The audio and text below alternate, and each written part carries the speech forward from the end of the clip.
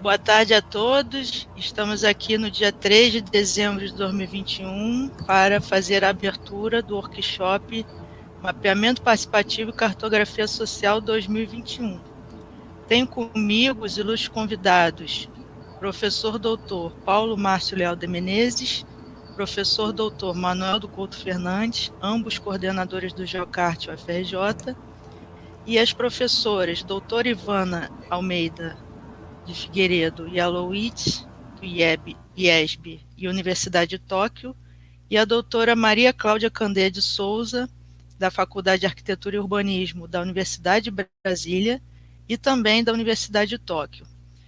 Hoje damos abertura ao workshop que tem o objetivo de fazer a disseminação de experiências de pesquisa, de diversos pesquisadores que estão no nosso grupo de pesquisa, que foi organizado junto ao Geocarte UFRJ, e dando visibilidade a essas pesquisas e também aos conceitos envolvidos nos mapeamentos participativos e na cartografia social.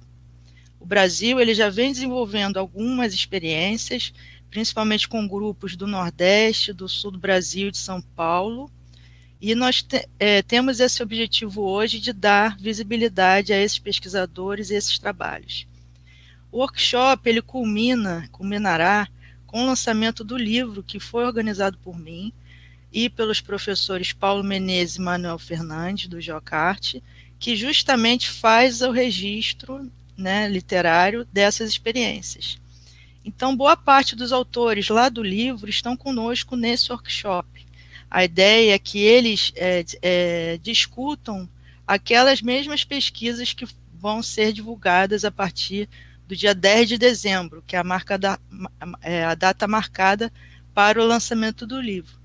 Eu vou compartilhar minha tela aqui para vocês verem a capa e o sumário do livro.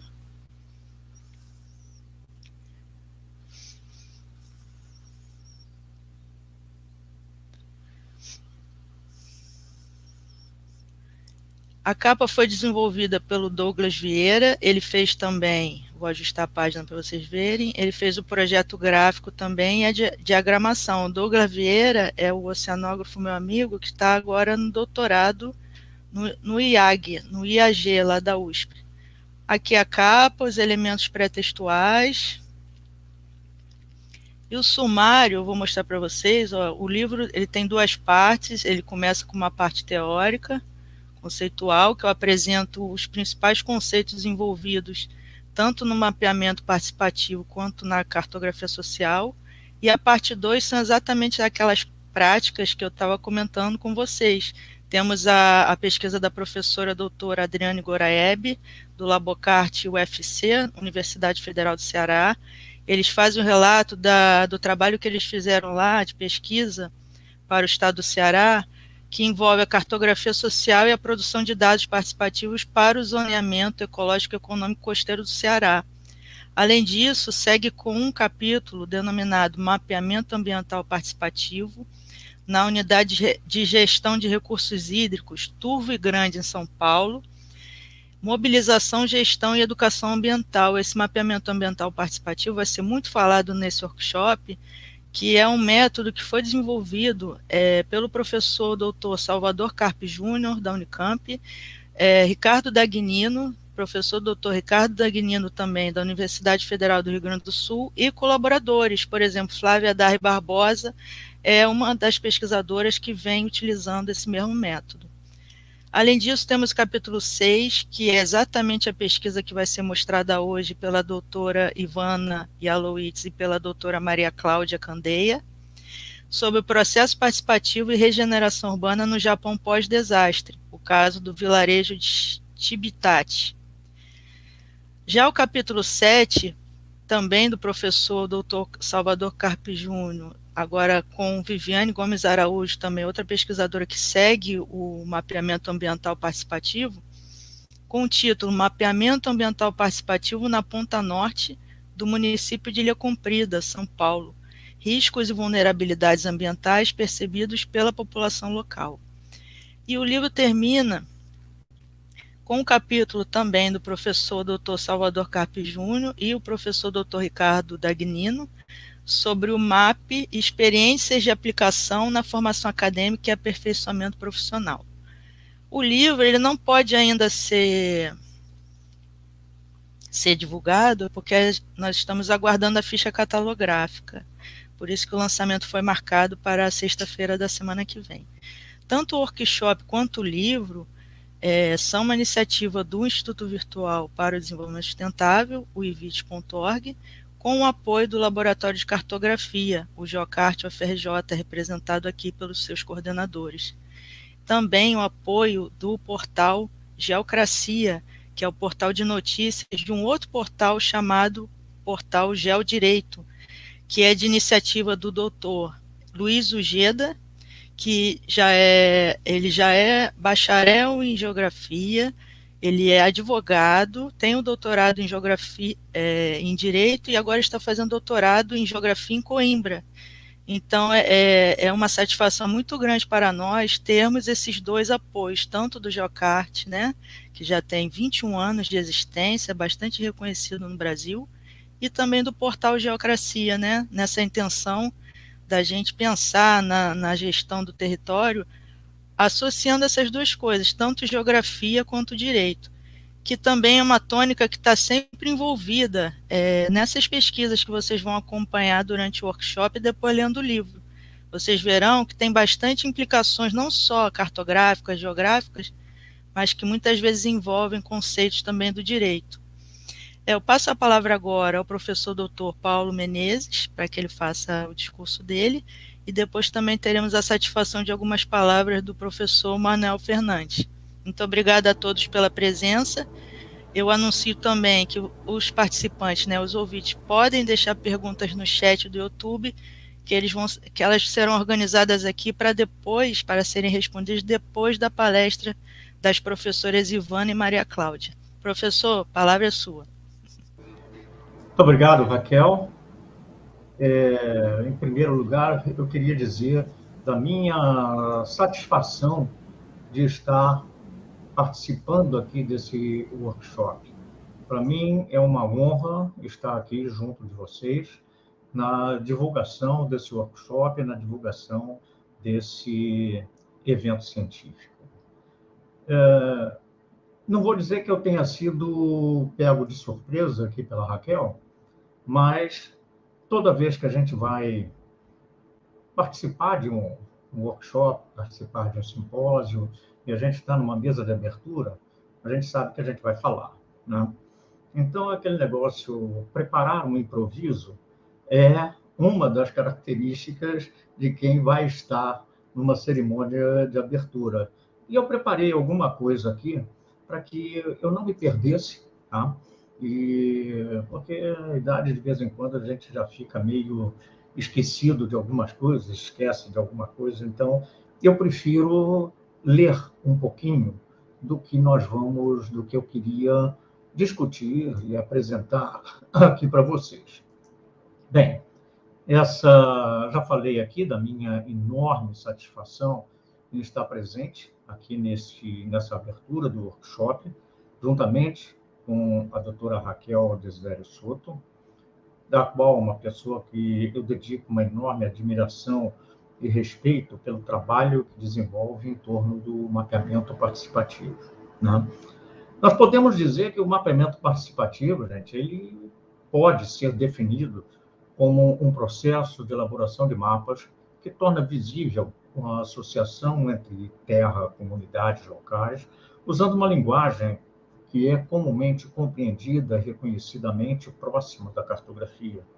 Agora, o objetivo dela é atender às necessidades de cada uma dessas comunidades, visando o quê? Visando uma visibilidade e o atendimento dos anseios de cada comunidade e, evidentemente, passando pelos objetivos a serem alcançados pelo emprego do mapeamento participativo a um grupo específico, a uma comunidade. É um tipo de processo que, com instrumentos bastante peculiares, consegue atingir esses objetivos, acarretando novos valores e estruturas de empoderamento e melhorias de perspectivas sociais para esses grupos que estão sendo visados e estabelecendo essa participação no mapeamento participativo. Como acontece com qualquer tipo de mapa, alguns mapas participativos que são oriundos desse processo de mapeamento, eles apresentam informações espaciais em várias escalas, e, consequentemente, com níveis de percepção diferenciados também por cada um dos usuários. Em relação à cartografia social, particularmente, eu não vejo como uma nova cartografia, mas sim como um processo temático agregado aos conceitos sociais. Porém, gente, isso é a minha visão, o meu conceito. Eu sou cartógrafo, então eu tenho essa estrutura, digamos assim, mais formal. Agora, isso também mostra a existência de uma pluralidade de definições e de conceitos. E é, evidentemente, alguma coisa discutível. E essas discussões que são saudáveis, isso é fazer ciência, e nós estamos aqui para debater, para fazer ciência.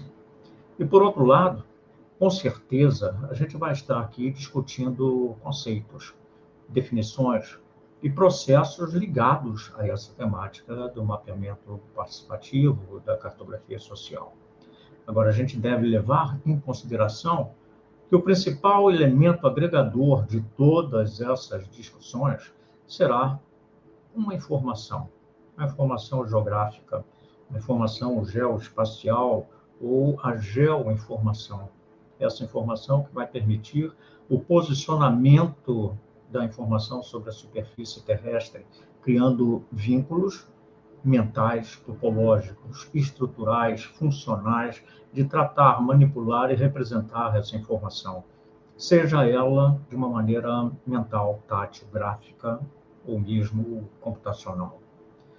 Eu gostaria de incitar a todos, tá? De permitir ou mesmo incentivar que todos vocês que vão estar envolvidos aqui nesse workshop venham a trabalhar com esse conceito de informação.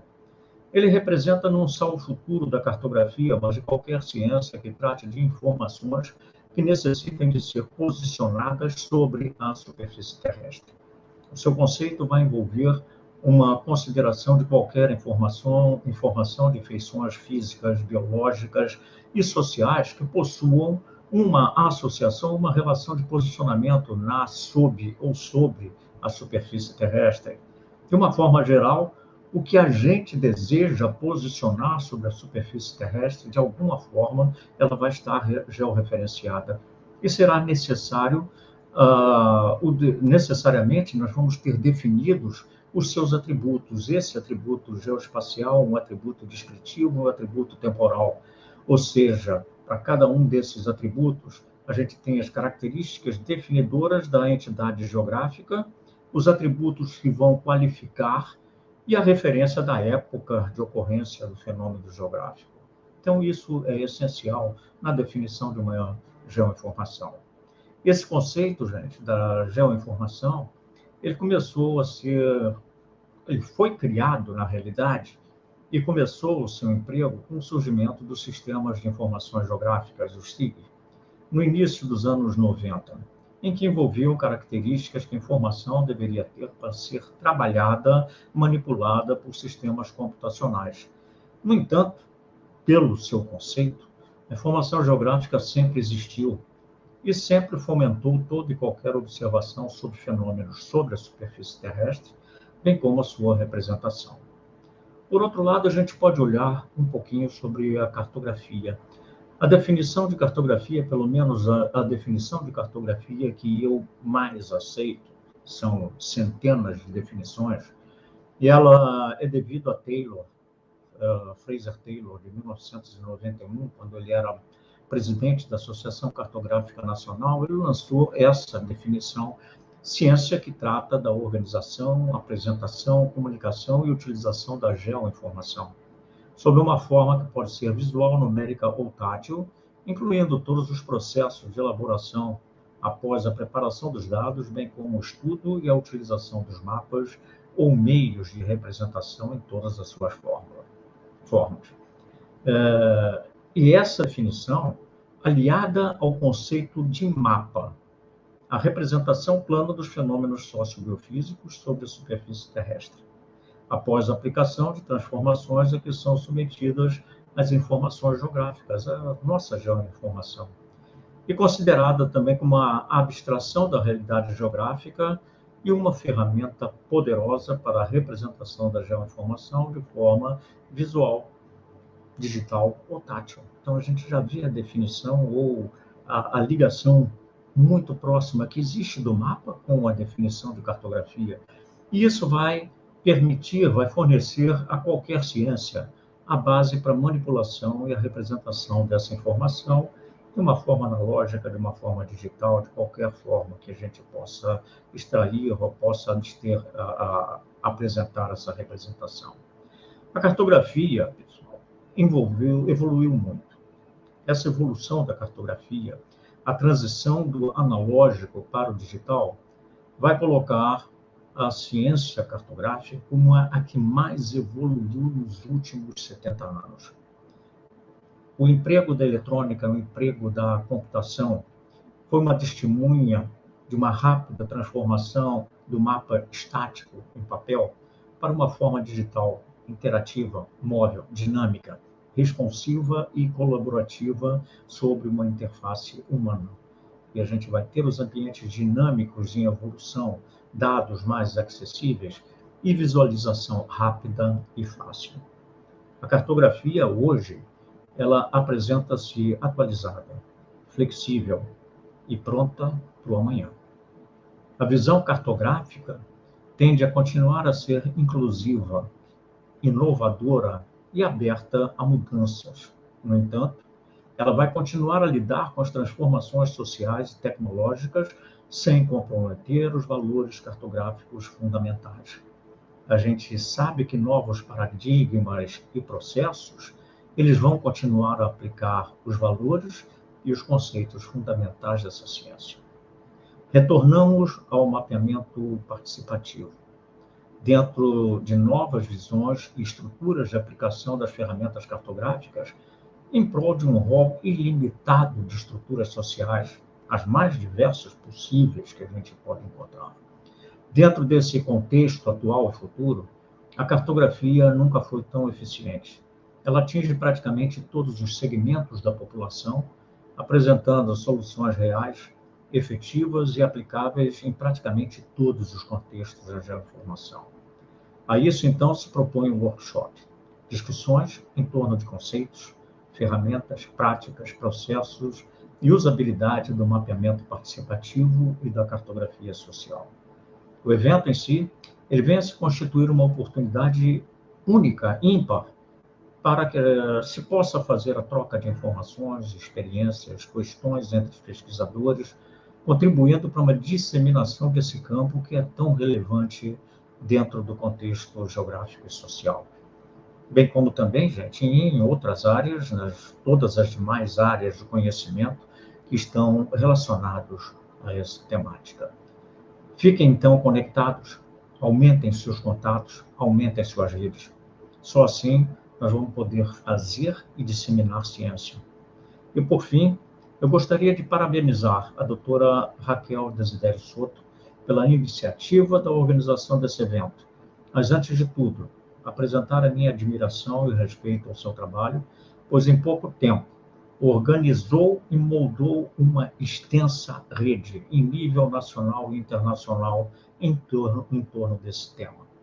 Hoje, culmina a abertura desse workshop, que vai se encerrar com o lançamento do livro Mapeamento Participativo e Cartografia Social, Aspectos Conceituais e Trajetórias de Pesquisa.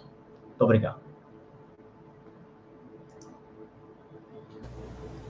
Muito obrigada, professor Paulo Menezes. É uma satisfação muito grande também ter realizado esse trabalho. Eu queria contar um pouquinho desse livro também. Inicialmente, esse livro foi planejado no âmbito do meu estágio pós-doutoral, junto lá ao Laboratório de Cartografia, o GeoCart. E aí o Manel, o professor Manel, conhecido como Manel, ele falou assim, vamos agregar outros autores, né, pesquisadores do Brasil, para dar mais peso ao livro. E aí botou o bichinho, né, na minha cabeça, vamos então fazer. E aí estamos trabalhando nisso daí há quase um ano. né? A chamada foi no início desse ano, aos pesquisadores. Agradeço a cada pesquisador que escreveu também. E agradeço também principalmente o professor Manel, que deu a ideia de agregar o pessoal a escrever também junto, né? O livro não teria esse brilho todo, né? Não teria nem aquela parte lá das práticas, se o Manel não tivesse dado a dica lá atrás, lá no início. Obrigada, Manel. E a palavra está com você agora. Acabei de perceber que eu tenho que tomar cuidado com as coisas que eu falo. Raquel, obrigado aí pelo espaço. Boa tarde a todos e todas aí que estão participando desse evento, desse workshop, que vai combinar com o lançamento do livro, que foi capitaneado pela Raquel. Eu estou ali como um dos organizadores, mas a gente só trabalha naquela parte do incentivo, porque com a Raquel não tem essa. Eu queria dividir minha fala rapidamente em dois momentos. A primeira, aliás, nenhuma das duas eu vou poder me estender muito, até porque o professor Paulo Menezes já percorreu bastante aquilo que a gente tinha pensado em relação a esse livro, que era juntar a temática principal com a questão da evolução da cartografia, que é o tema que a gente trabalhou bastante no prefácio do livro.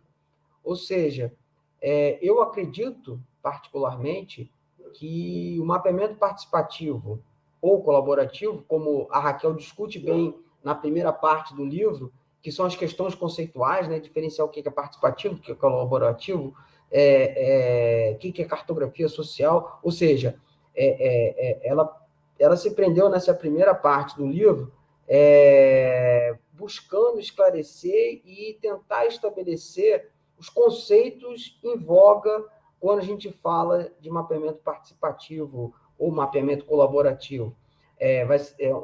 Quem for ler, eu já li,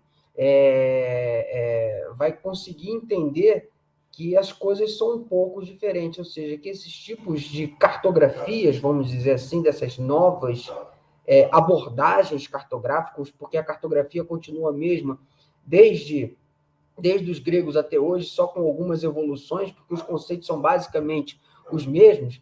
Essas cartografias, elas têm algumas diferenças. E eu acredito que essas cartografias que são discutidas, que vão ser discutidas aqui no workshop, que são apresentadas de maneira bem elucidativa no livro, elas são a contemporaneidade da cartografia, a vanguarda da cartografia, um dos últimos limites dos avanços cartográficos, dos tempos contemporâneos, porque a ciência está em constante evolução. E as tecnologias que são empregadas em diferentes tipos de mapeamento, elas também têm esse caráter dinâmico.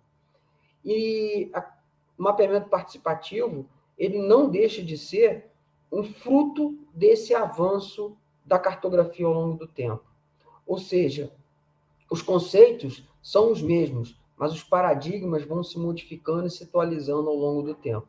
Então, a cartografia que a gente estava acostumado no século passado, estou falando do século passado que a maioria de nós aqui viveu, que era uma cartografia que ainda estava muito associada à necessidade de produção de conhecimento do território nacional, estou falando a nível Brasil, ela, no século XXI, começa a se impregnar de outras características, e fazendo com que quem produz a informação alcance de maneira mais rápida e com melhor qualidade o usuário final. De uma tal maneira que o usuário final faz parte agora do processo produtivo. O usuário final também é um mapeador.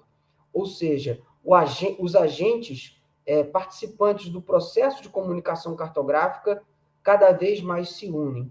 E eu me lembro claramente de um diagrama da comunicação cartográfica que aponta que o mapa ideal é aquele mapa onde o universo do usuário ele é completamente sobreposto ao universo de quem constrói a informação.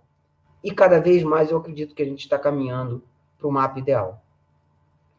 Então, vou falar rápido, porque a gente tem várias outras atividades já programadas, Mas eu queria terminar com uma segunda parte dessa minha fala, que é comentar um pouco sobre o entusiasmo e a dedicação da Raquel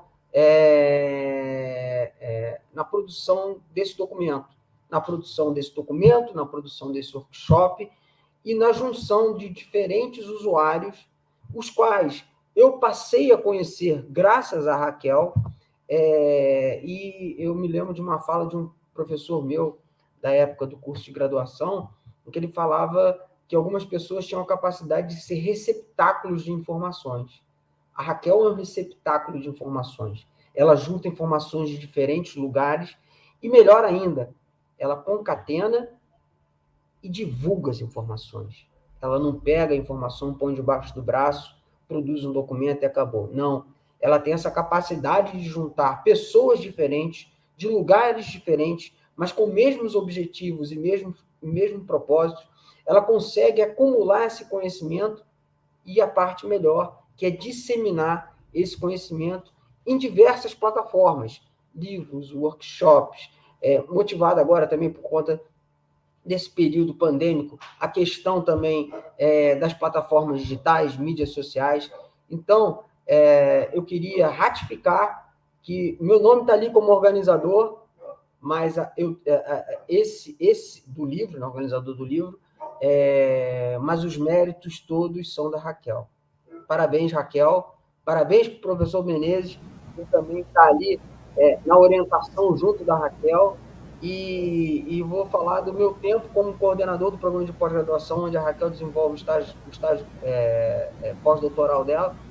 Eu não vi uma contribuição tão grande de um aluno de pós-doutorado como eu estou vendo da Raquel. Parabéns, Raquel. Parabéns mesmo, de coração. Obrigada, professor Manel. É uma oportunidade única, né, de eu estar lá junto com você no laboratório de cartografia. O próprio programa de pós-graduação em Geografia da FRJ, para quem não conhece ainda, é um dos 3 maiores programas de Geografia do Brasil. Está entre os 2, né? Já é segundo lugar. Não, só tem 2 no Brasil que são nível 7. O FRJ e o Programa de Pós-Graduação em Geografia de Presidente Prudente. A USP era até na última avaliação, mas agora ela não é mais nível 7. Então é só Geografia do FRJ, que está há mais tempo, e Presidente Prudente. Sim, então é uma oportunidade muito grande de eu estar lá desenvolvendo todo esse trabalho. Muito obrigada também a vocês 2, né, professores, pela oportunidade de fazer esse desenvolvimento. Agora a gente passa para a parte da atividade 1, que é a palestra das professoras Ivana Yaluit e Maria Cláudia Candeia. O tema da palestra é Processo Participativo e Regeneração Urbana no Japão pós-desastre, o caso do vilarejo Tibitati. Eu aprendi a falar essa palavra exatamente com a Ivana, que ela teve também no Papos Cartográficos conosco, contando essa experiência no final do ano passado. Essa pesquisa delas, né, envolvendo também 2 autores japoneses e uma professora também portuguesa, está relatada no capítulo 6 do livro, que elas contam sobre a aplicação do mapeamento participativo na regeneração urbana pós-desastre natural nesse vilarejo de Tibitati, no Japão, que sofreu as consequências do tsunami que atingiu a sua costa em 2011, e os autores conseguiram mostrar que o envolvimento dos voluntários ajudou a fortalecer e empoderar a comunidade que estava bastante fragilizada pelo desastre. Os autores argumentam ainda que o ambiente de trocas entre os integrantes da comunidade, nas oficinas, nas reuniões, melhorou a percepção deles para as tomadas de decisão, né, a percepção dos gestores, contribuindo ainda para que as mesmas percepções contemplassem as necessidades da comunidade, ou seja, elas vão contar essa história agora para vocês verão que a partir do trabalho que foi desenvolvido lá, incluindo o mapeamento participativo, ajudou tanto a empoderar aquela comunidade pescadora de Tibitati, tão como ajudou que os gestores considerassem os seus interesses, né, nas medidas que deveriam ser tomadas em curto espaço de tempo. A professora doutora Ivana Yalowitz, ela é arquiteta e urbanista, graduada pela Universidade Federal do Espírito Santo, a UFES.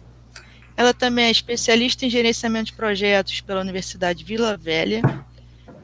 Ela é mestra em arquitetura sustentável, doutora em regeneração urbana pela Faculdade de Arquitetura da Escola de Engenharia da Universidade de Tóquio. E também é pós-doutora pelo Grupo de Gestão de Riscos de Desastres, o GRID, do Centro Universitário de Estudos e Pesquisas sobre Desastres, o CEPED Rio Grande do Sul, na Universidade Federal do Rio Grande do Sul, o UFRGS. Atualmente, Ivana é professora em diversas disciplinas do curso de Arquitetura e Urbanismo, Design e Engenharia do IESB, Instituto de Ensino Superior de Brasília. Foi professora em diferentes disciplinas do curso de Arquitetura e Urbanismo do Centro Universitário Planalto do Distrito Federal, Uniplan. Também foi professora adjunta, sendo substituta, na Faculdade de Arquitetura e Urbanismo da Universidade de Brasília, a FAU-UNB. Também foi professora adjunta da Faculdade de Arquitetura, sendo substituta, no Departamento de Design e Expressão Gráfica, na Universidade Federal do Rio Grande do Sul, UFRGS. Já a professora Maria Cláudia Candeia de Souza é professora do Departamento de Projeto, Extensão e Representação da Faculdade de Arquitetura e Urbanismo da Universidade de Brasília. Possui graduação em Arquitetura e Urbanismo pela Universidade de Brasília, mestrado em História e Teoria da Arquitetura pela Universidade de Tóquio e doutorado em Arquitetura e Regeneração Urbana pela Universidade de Tóquio também. É pesquisadora membro do Grupo de Pesquisa Topos, Paisagem, Projeto e Planejamento, também da Faculdade de Arquitetura e Urbanismo da UNB. E ainda, Maria Cláudia coordena o grupo de pesquisa nessa mesma faculdade da UNB, denominado Geometria Construtiva, Possibilidades na Arte e na Arquitetura. Bom, eu gostaria também de agradecer a presença das professoras Ivana Yalowitz e Maria Cláudia Candeia. São pessoas que vocês já viram pelo mini currículo, que tem bastante experiência, né, nessa área de arquitetura, urbanismo, experiência também na área de ensino. Então eu convido novamente a quem está nos acompanhando aqui no chat do YouTube, durante a apresentação, se tiverem alguma dúvida ou quiserem fazer algum comentário, podem usar o chat do YouTube, que as perguntas serão organizadas para elas responderem após a apresentação. Ivana e Maria Cláudia, muito boa tarde, sejam bem-vindas, podem ficar à vontade para começar a apresentação. Boa tarde, Raquel, boa tarde a todos. Antes de mais nada, eu queria imensamente agradecer a oportunidade, o convite de estar aqui, né, compartilhando essa tarde com vocês e discutindo sobre um ponto tão importante quando a gente fala de participação social, né, dentro de um processo de mapeamento, ou seja, de qualquer outra ação, né. Quero agradecer, né, o convite da doutora Raquel, estendendo também ao professor Paulo Menezes, né, e o professor Manuel Fernandes, né. É muito bom estar aqui dentro de um grupo tão sério dentro dessa temática, né. Isso faz com que a gente se sinta privilegiado de estar aqui compartilhando um pouco da nossa experiência, né? Então, antes de mais nada, a nossa apresentação, ela vai iniciar pela fala da professora Maria Cláudia, que deve se apresentar agora na sequência, e aí eu vou colocar os slides, e à medida que a professora Maria Cláudia for falando, eu vou passando aqui os slides, tá bom? Vou fechar um pouquinho aqui o microfone. Boa tarde a todos, boa tarde, espero que seja, né, um compartilhamento de experiência aí bem interessante. Obrigada. Obrigada, Ivana. Bom, também queria agradecer pelo convite. Fico muito feliz de estar participando desse livro, com esse timaço, né, de especialistas em cartografia.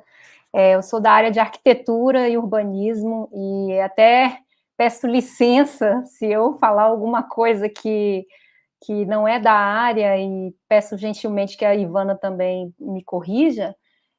Mas eu acho que é muito interessante, né, porque a gente ter também uma visão dos arquitetos, né, das arquitetas, das urbanistas aqui, que tiveram essa experiência que foi única em nossas vidas e muito surpreendente, né, porque quando a gente estava fazendo o nosso doutorado no Japão, nós fomos surpreendidas por esse desastre, né, por esse triplo desastre, e nos colocou numa situação, numa oportunidade de entender melhor um contexto muito diferente do Brasil, que é no caso do Japão, e como os japoneses lidam com esse processo participativo e com o foco em regeneração urbana, que já era uma pesquisa que a gente vinha conduzindo.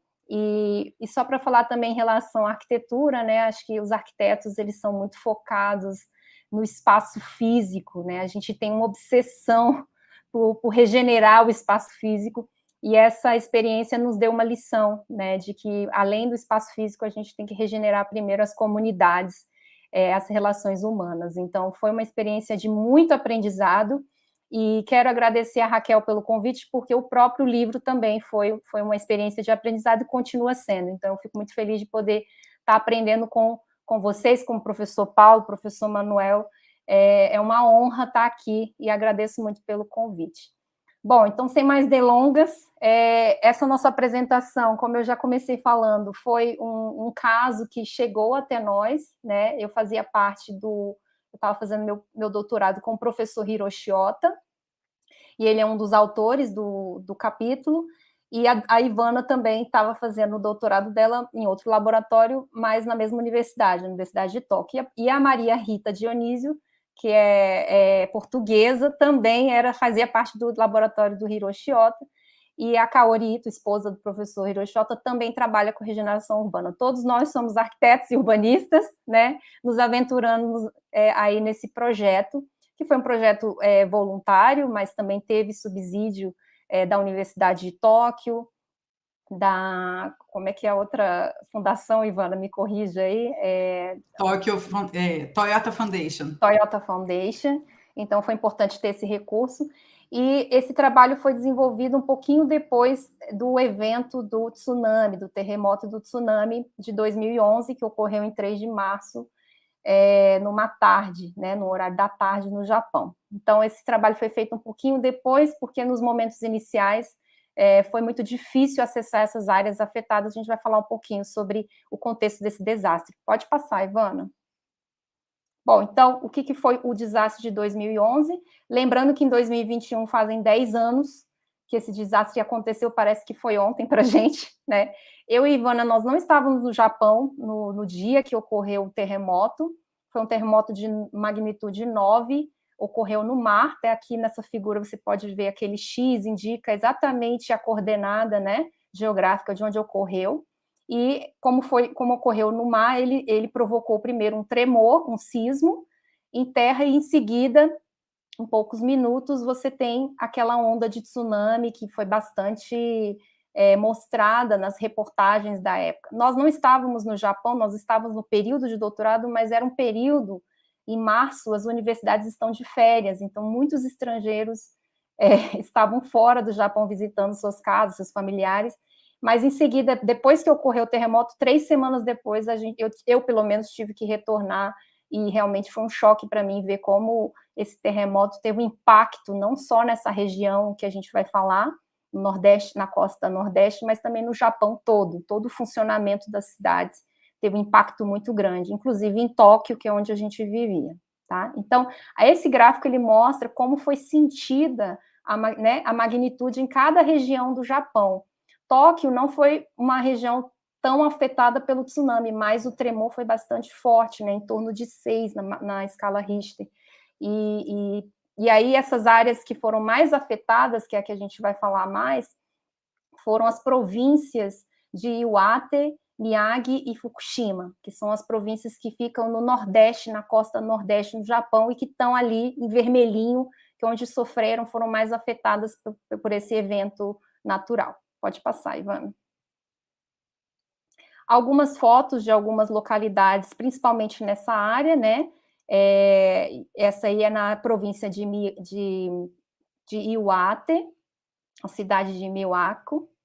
Pode passar. E aí a gente consegue ver o estrago do tsunami.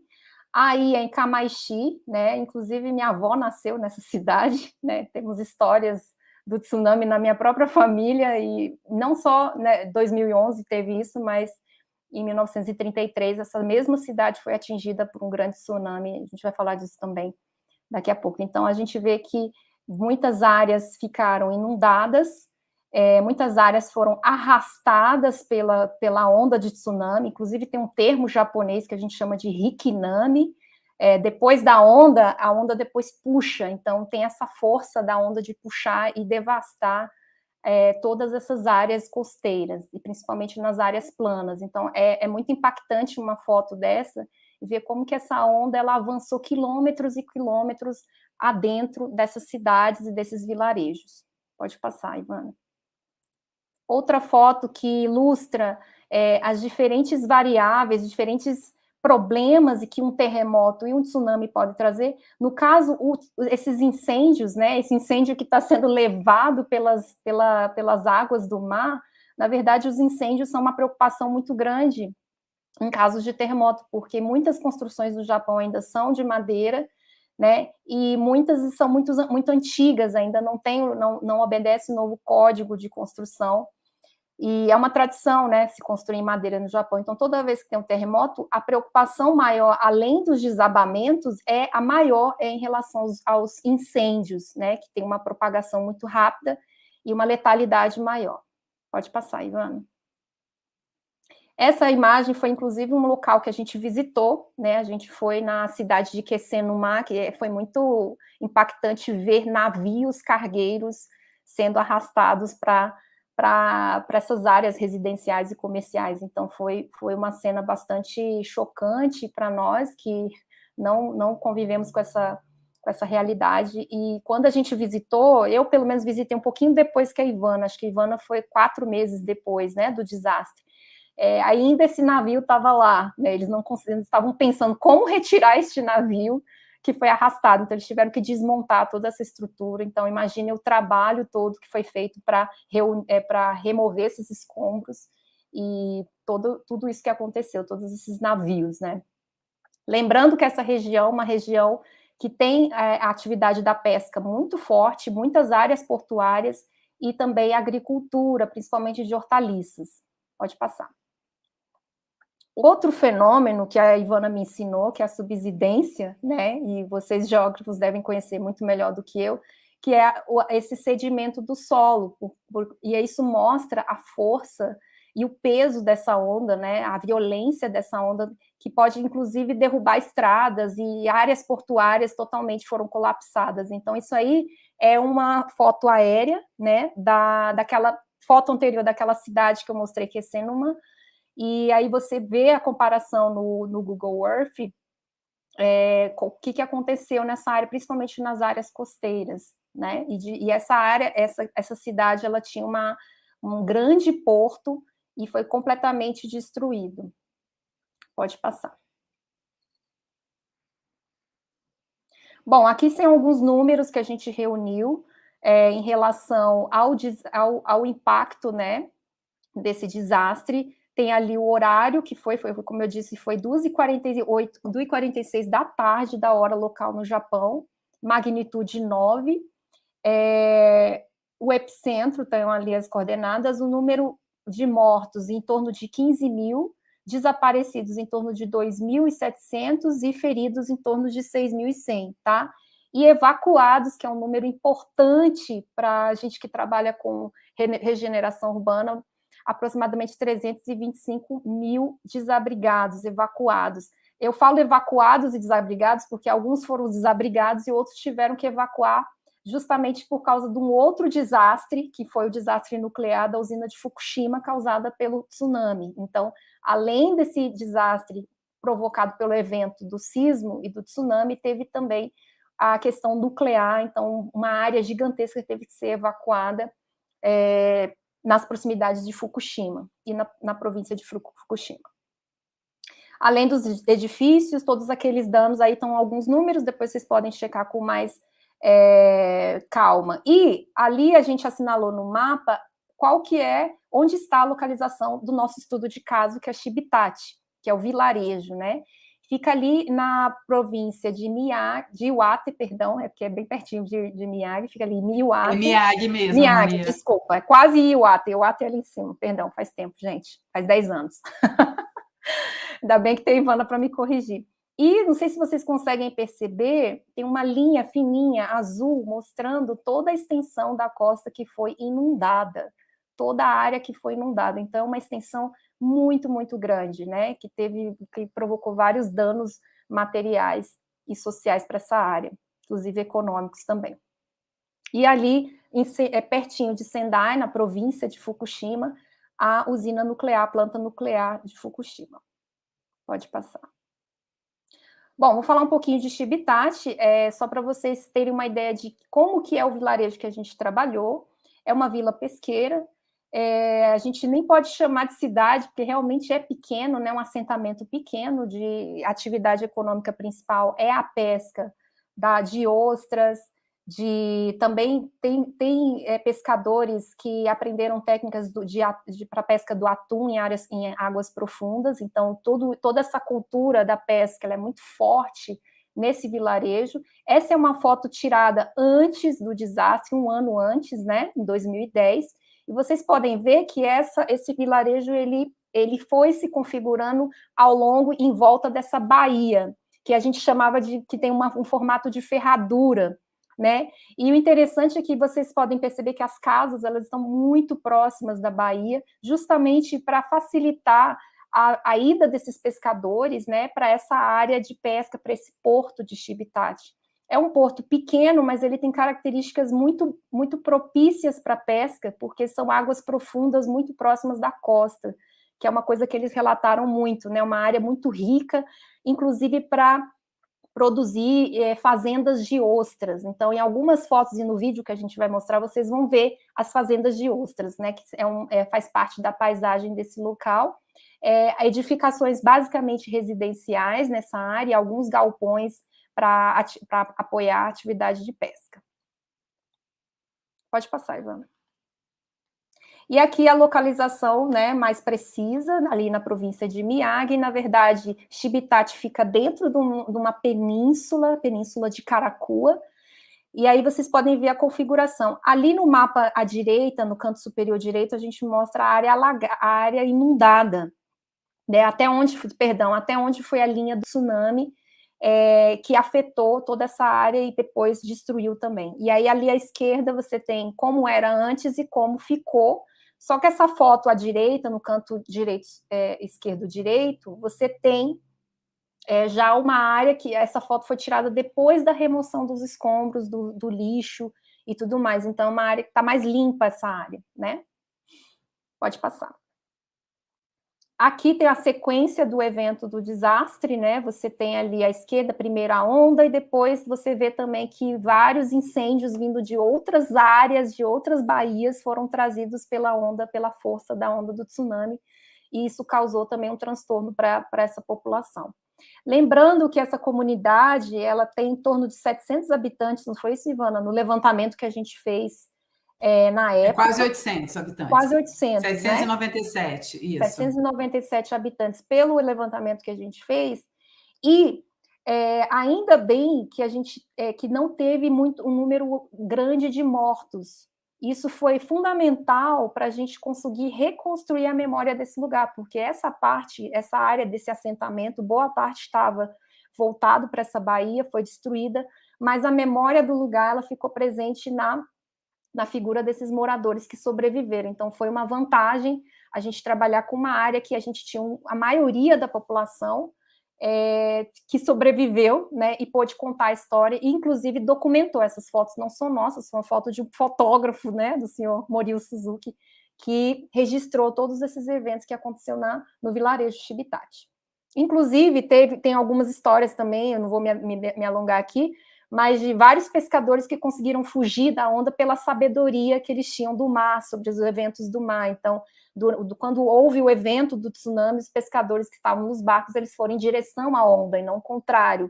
Isso é uma sabedoria dos antepassados, de quem trabalha com isso. Então, muitos conseguiram também se salvar por causa dessa sabedoria em relação aos eventos do mar. Vamos lá, pode passar.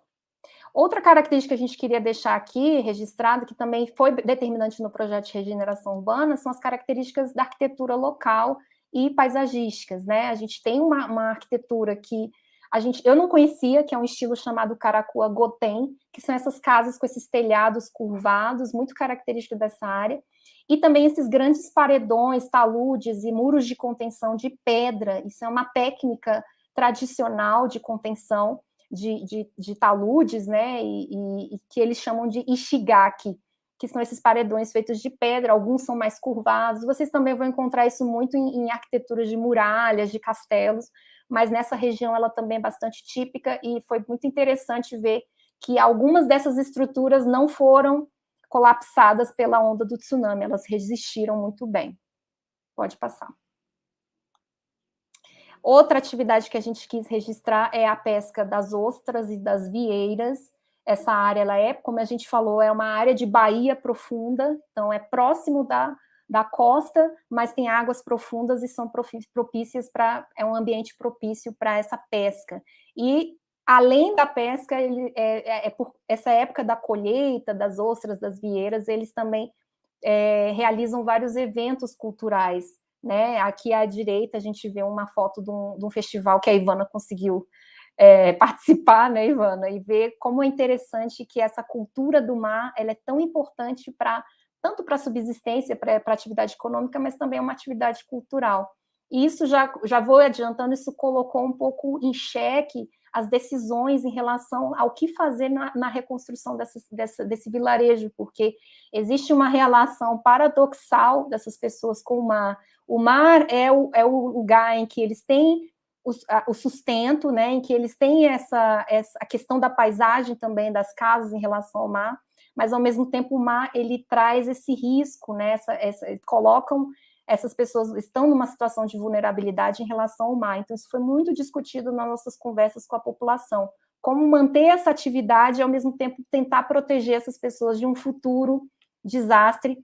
E lembrando que o tsunami e terremotos são eventos cíclicos. Isso é uma coisa que a gente também aprendeu no Japão, que a população ela tem consciência, ela sabe que esse evento vai acontecer, principalmente os especialistas que trabalham com isso.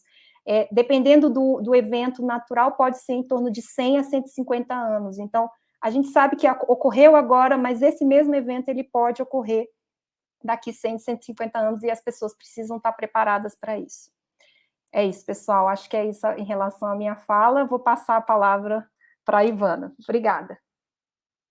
Deixa eu ligar meu microfone aqui, eu ia falar sem microfone.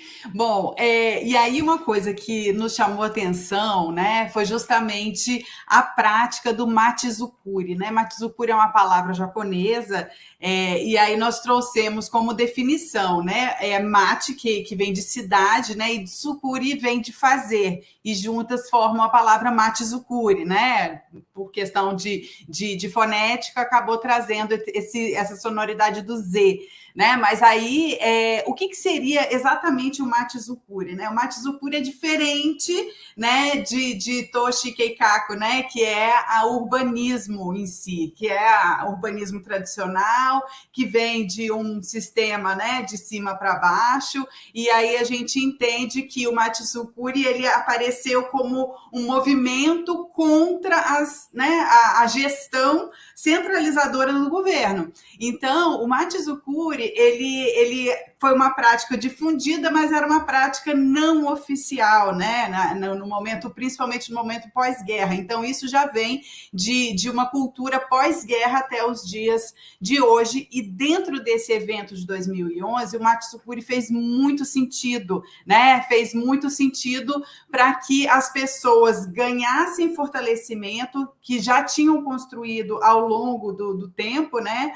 Porque o Machizukuri ele não serve só para uma situação pós-desastre, mas também para decisões corriqueiras, né, do dia a dia, fazendo com que as melhorias urbanas aconteçam de acordo com os interesses da população. Então, a gente tem o Machizukuri como uma prática que nos inspirou e que nos mostrou que existe uma forma diferente e participativa a partir de um cunho comunitário para que esse processo pudesse, né, acontecer de acordo com os interesses da população. E é claro que a gente sabe que em processos participativos existem várias esferas, né, que estão interessadas dentro desse processo. Então, é um processo de negociação, e a gente vai entender que essas negociações nem sempre a gente quer exatamente aquilo que a gente quer, que a gente consegue exatamente o que a gente quer, mas a gente tem a possibilidade de conquistar um pouco mais e que esse espaço ele consiga atender melhor as demandas da população. Então, são ações de participação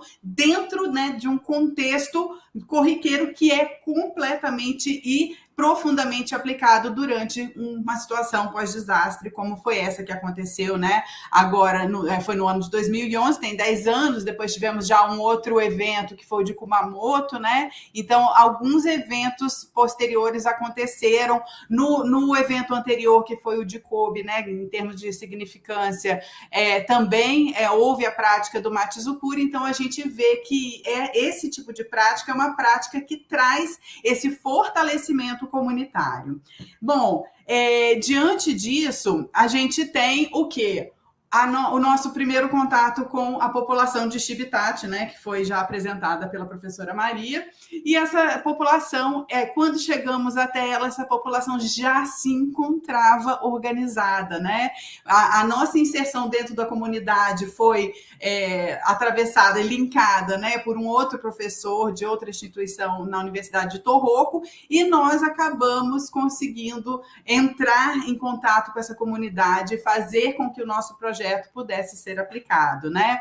E aí o nosso projeto, ele entendeu que a população já tinha uma pré-organização, a gente não chegou num lugar que estava completamente desestruturado, eles já apresentaram, né, algumas frentes de trabalho para que aquela situação pós-desastre pudesse, de uma forma mais acelerada, se reverter num contexto, né, possível de regeneração, né? Quando a gente olha aqueles cenários, né, que a Maria apresentou no começo, de um cenário pós-desastre, a gente percebe que existem muitas frentes que elas estão, né, diretamente aplicadas ao território, e precisamos tomar ações, né, e a gente participou nessa ação junto da comunidade de Chibitati, né? Então, assim, não foi só a comunidade de Chibitati, mas outras comunidades também apresentaram situações parecidas, organizações parecidas, umas mais estruturadas, outras menos estruturadas. Mas o que a gente percebeu em Chibitati é que tínhamos a questão relacionada ao acesso, né, inclusive às frentes que precisavam ser realmente prioritárias, né? Então a gente tem essa percepção, e a comunidade se coloca como protagonista do processo, né? E esse protagonismo, ele faz muita diferença dentro desse contexto, né? Eu estou vendo aqui uma pergunta da Raquel, eu já posso responder agora ou eu respondo depois, Raquel? Desculpa. Bom, eu vou continuar, qualquer coisa me avisa que eu paro para responder. Acho bom ler as frentes que a comunidade julgou. Não, eu vou ler as frentes. Tá. Pequenininho. Tranquilo. A primeira frente, que é aquela que está em verde, né, são as rotas de evacuação, que foi um grande gargalo na hora do escape. Tá, eu respondo no final. Obrigada, Douglas. E aí, as rotas de evacuação foi o grande gargalo e foi o que causou as mortes, né, as poucas mortes que tivemos no território, mas foi o que causou as mortes, né?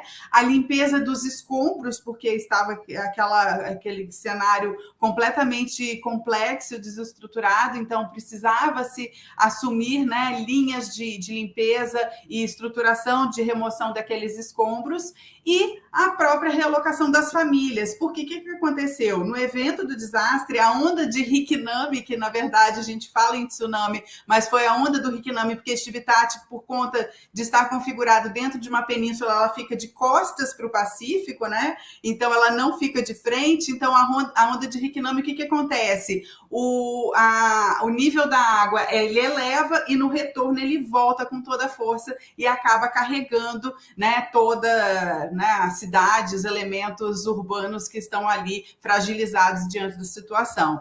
E a realocação da família acabou sendo importante, por quê? porque 30% das casas foram devastadas por conta do evento, né? Então, se a gente pega uma população de um vilarejo que já é pequeno e pega 30% daquele vilarejo, a gente entende que isso faz com que exista uma necessidade de organização, inclusive de realocar essas famílias, né, em outros territórios. Bom, dando sequência, a gente viu que por conta do protagonismo que a própria população exerce sobre, né, as ações de gestão do dia a dia, essa população acabou contribuindo com o nosso trabalho de campo, com o nosso trabalho de percepção, de levantamento dos danos, do levantamento de tudo aquilo que foi prejudicado em relação à ocorrência desse evento, né? Então, a população se mostrou muito solícita e muito ativa diante deste processo. E aí, uma coisa interessante que a gente acabou descobrindo ao longo da nossa exploração é a existência desse totem, né? E esse totem tá dizendo aqui em japonês, né? E esse totem está gravado para gerações futuras de quando aconteceu o terremoto de 1933, né? O que aconteceu? Ele diz aqui: se o terremoto acontecer, cuidado com a onda, então tenham cuidado. E coincidentemente, esse totem acontece aqui exatamente no ponto aonde foi a linha do tsunami. Então a destruição acontece desse ponto para trás, né? E aí a gente entende que essa sensibilização para as futuras gerações é de extrema importância para que aconteça, né, uma conscientização e que as pessoas não ocupem. Aconteceu o quê? As pessoas ocuparam. O ser humano, ele se sente atraído, né, em relação ao mar e tudo, e principalmente porque as atividades econômicas estão vinculadas ao mar. E aí fizemos esse levantamento e identificamos esse elemento, né, que é significativo, ele é muito marcante, principalmente nas nossas descobertas. Bom, uma coisa interessante que aconteceu dentro desse processo foi a identificação dos líderes comunitários, né? Os líderes comunitários, eles foram fundamentais nesse processo, né? Foi quem conseguiu estabelecer todas as pontes, né? Foram as pessoas que conseguiram viabilizar vários processos de interesse do nosso projeto e fizeram com que, né, a gente tivesse essa aproximação da comunidade, né? Então eu apresento a vocês a família Suzuki, que abriga a residência Kodate, né, que fica numa região mais elevada. Então, assim, até a própria colocação dos líderes comunitários, por conta do Japão ser um país onde acontecem esses tipos de desastres, elas normalmente são colocadas num ponto superior em relação à comunidade para que a residência dessas pessoas seja preservada, né? E a residência do Sr. Kodate, ele abrigou um equipamento que ele foi fundamental no processo de resiliência dessa comunidade, né? Que é o que a gente chama de cama, né? Que a cama é o caldeirão. É esse equipamento que eu gostaria de fazer o compartilhamento de um vídeo que trata desse trabalho. Eu dentro desse vídeo, a professora Maria Cláudia também nós contribuímos com a construção desse vídeo, então eu queria compartilhar com vocês, é bem rápido. Obrigada.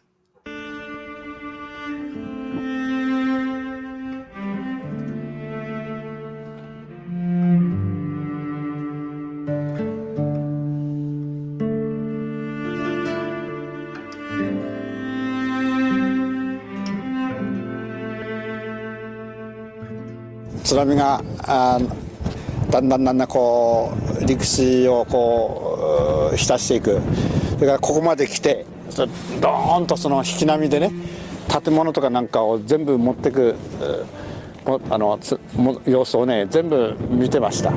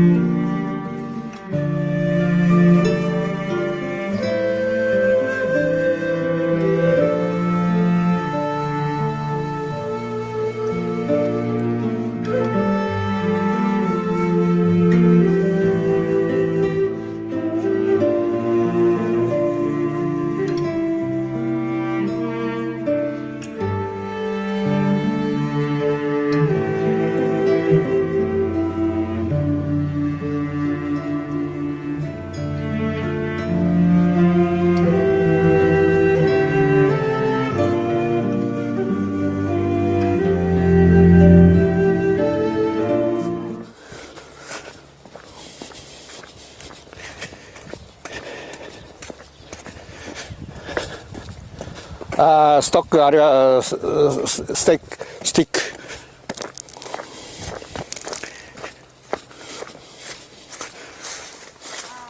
これとあそことあそこ、あれをスレートにね結んだところが上がってきたところの最大の浸水域、ここです。ここまで来たということですから、ここまでで実際はこの高さはこの高さね、何メートルでしょう。2、3メートルくらいはまだよとりはありましたね。明治の津波もその辺りまで、まあ少しは下でしょうけども、この辺りまでは来てると思いますね。明治29年の津波も。それでその時はまあここは畑だったので、そこにまあいろんなカーペット、まあむしろ日本で言えばね、むしろを敷いて、まあとりあえずの被災者の救護にここら辺は使ったと言われています。これは先祖のから伝わる話ですね。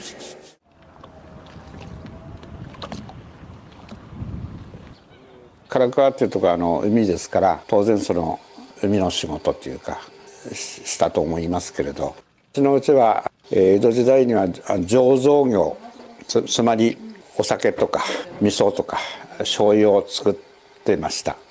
昭和にはそういう醸造業はやめたと思うんですけれども、その時に使った釜があります。その釜についてちょっとお話ししたいと思うんですけれども、江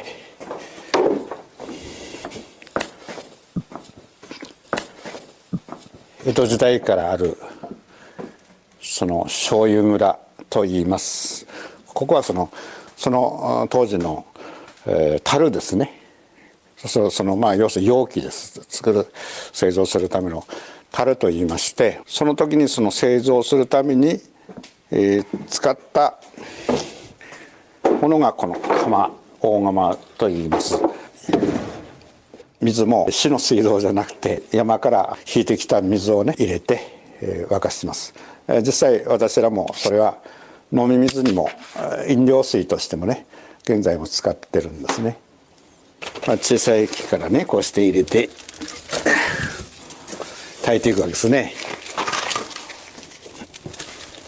明治29年の大津波が来まして、その時に釜を使ってですね、まあ、被災者の救援に当たったということを私の先祖から聞いております。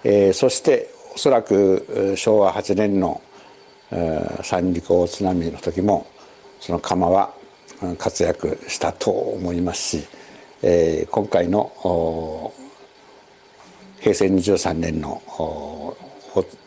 大津波によるですね、まあ、被災についてもその釜が現役でですね活躍いたしました。その時の状態というのはどうかというと、市の気仙沼市の水道も被災してしまったと。電気もない、電気も当然しばらくね停電しましたので、私の家ではその山のね、水を常時使っておりますので、その山の水を私の家の、周辺の木をですね炊いて、その大釜で炊いて、そのお湯でですね、まあ、いろんな被災者の、食事の食器の洗い物だとか、体を拭くお湯、それから髪を洗うお湯、その他もろもろにですね提供したわけなんですね。津波の時期は非常に3月の寒い時期でしたから、非常に温かいお湯がですねいろんな形で役立ったということでした。明治の津波の時もね、おそらく、昭和の津波の時も、まあそういう、地域の人が災害があった時に、まあ、提供したということを、私たちの先祖から聞いておりますので、まあ、ここういうことは何かの時にはね、提供するのは当然だという気持ちもありますし、今回のね、大震災にも役立ったということなんですけれども、そういうことも困った時はお互いのためだということで、自然体でねやっておりますので、特にそれだからどうということはないんですけれども、これは先祖からの言わず語らずのですね、教えというかね、だと思ってます。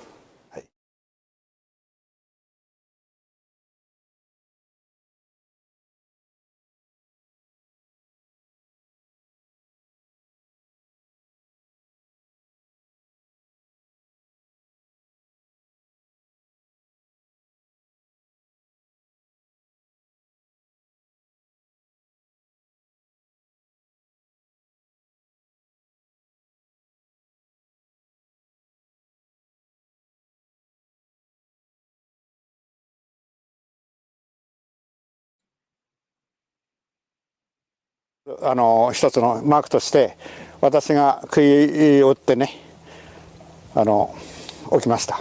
で後の後世にね伝えるためにもうちょっとしっかりした杭をねここに打とうかなと思ってます。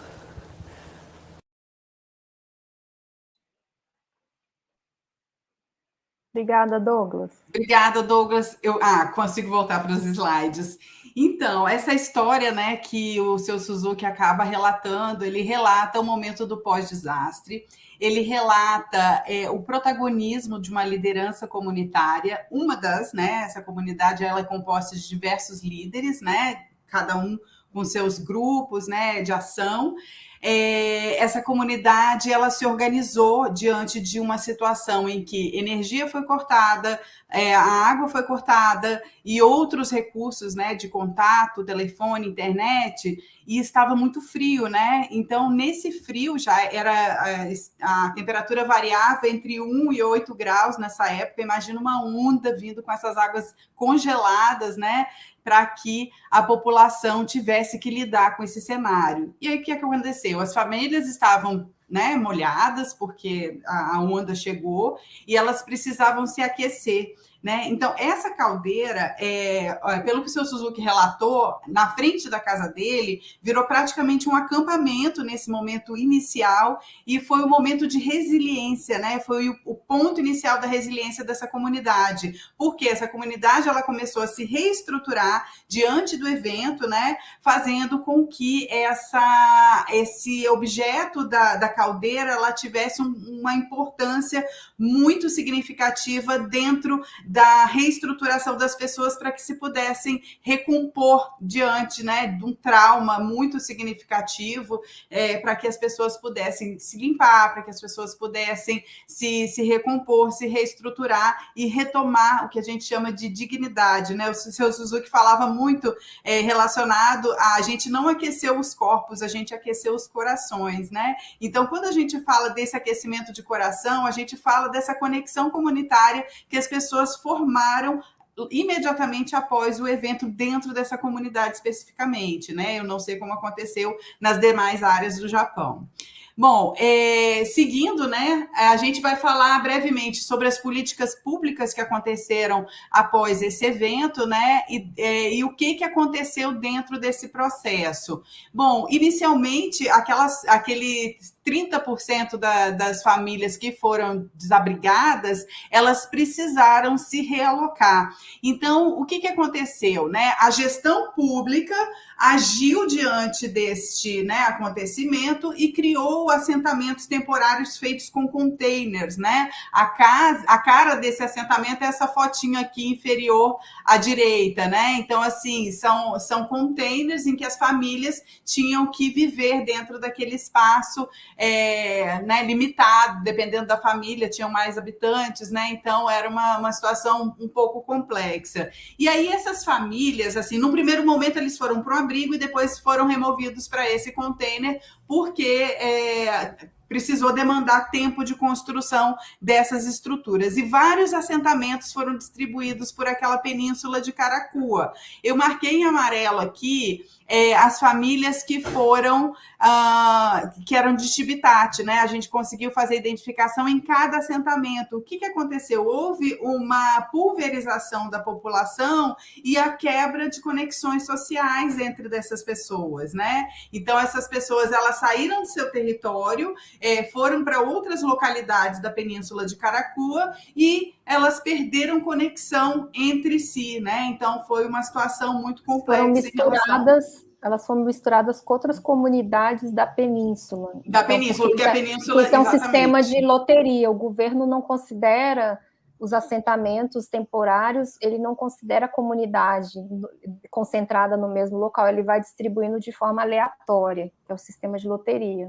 Exatamente, que foi o que aconteceu em Coco, muita gente morreu de solidão. Bom, posteriormente, houve um plano também, né, de possibilidade de reassentamento das famílias. Então, deveriam ser escolhidas ou essa primeira área, que é a área A área B e a área C, né, como a ser eleita em qual situação que as famílias que foram deslocadas, que foram desabrigadas, devessem se realocar, né? E aí, no final, acabou que foi escolhida a área B, né? Então, assim, diante desse contexto, a população que estava abrigando uma área no entorno, ela tinha uma situação de contexto de coesão social e, de repente, ela também saiu do plano principal, né? Porque toda atividade acontecia mais na orla, mas ela não poderia ser reocupada. Posso só complementar? Lembrando que essas áreas eram áreas mais altas, por isso que elas foram escolhidas. Vocês veem que elas são áreas muito afastadas da orla, mas foram escolhidas justamente por serem mais altas. Isso criou um conflito também de decisões. Algumas pessoas não queriam ficar com as casas em áreas altas, não por uma questão de segurança, mas porque a atividade econômica delas era a pesca, então ficava muito longe, né? E principalmente para os idosos, tem muitos idosos nessa comunidade, para se deslocar de uma área alta e para ir para uma área mais baixa. Então, muitas pessoas queriam, apesar de ter acontecido esse evento, muitas pessoas ainda queriam voltar para o mesmo lote em que a casa foi destruída. Olha a complexidade do problema, né? Exatamente. Então, a gente viu e tudo isso acontecendo, assim, pessoas que optaram para essas áreas mais altas e pessoas que queriam reconstruir a casa no mesmo lote que elas viviam, mesmo sabendo do risco de um futuro tsunami. Bom, dando sequência, a gente tem aqui também algumas propostas de construção da barreira de tsunami. Inicialmente, essa barreira de tsunami ela acontecia com 10 metros e, posteriormente, por conta de negociações, ela acabou, né, sendo reduzida e reposicionada de acordo com os interesses da população. Só para a gente não se perder demais no tempo, né? Vamos falar do projeto em si.